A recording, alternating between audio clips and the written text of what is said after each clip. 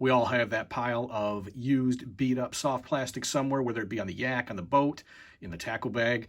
Let's take this bandito bug, for example. Take a look at that split head on there. Now, that's all chewed up. That's not going to sit well on that EWG hook for the Texas rig presentation. It's just going to slide off. So you might trim that up. You might use it as a trailer. You can still use this on a Texas rig presentation. How do you do that? Well, let me show you a trick. Coming up on Live to Fish.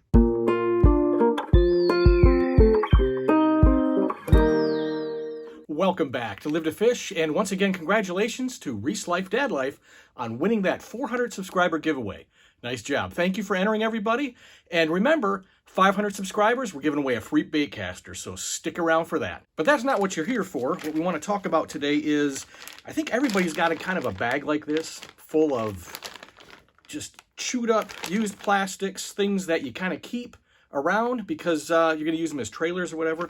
I know I have a habit of doing that. And we've all experienced this. You get your rig all set up, the fish hits it, and off goes the lure up the line, and here's your EWG hook just kind of hanging in the wind. Over time, you start getting these splits in the lures, and when you're dealing with lures like the Guggen toad, you can see the split right there from getting hammered by the largemouth. Over time, it can get pretty expensive. What I did is I looked at some of my hook presentations that have the screw locks attached to them and said, well, I wonder if they sell screw locks separately. In fact, they do. So I went to Amazon and picked up a little package like this of screw locks. And what I did is I started modifying some of my EWG hooks and took the screw lock. This is the EWG hook right here, extra wide gap, with a little indent there for the Texas rigging.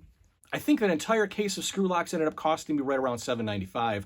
Overall, that's much less expensive when you buy hooks in bulk and then you buy the screw locks in bulk and just, like I said, do this little modification here. So here I have that Gamakatsu EWG hook, and I have one of the spring locks here.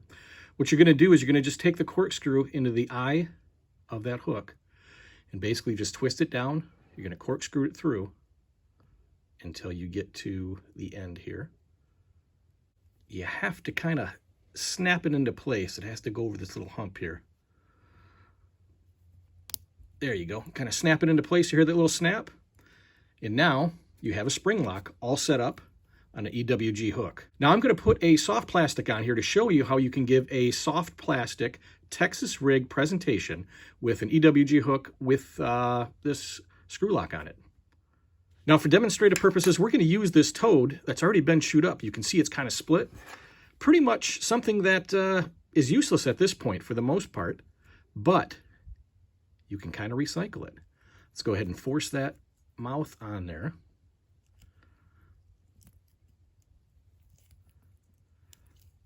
It's going to capture both sides of it. I'm going to go all the way to the end. Pull back a little bit. Now I'm going to go ahead and Texas rig it. Go up through the slot.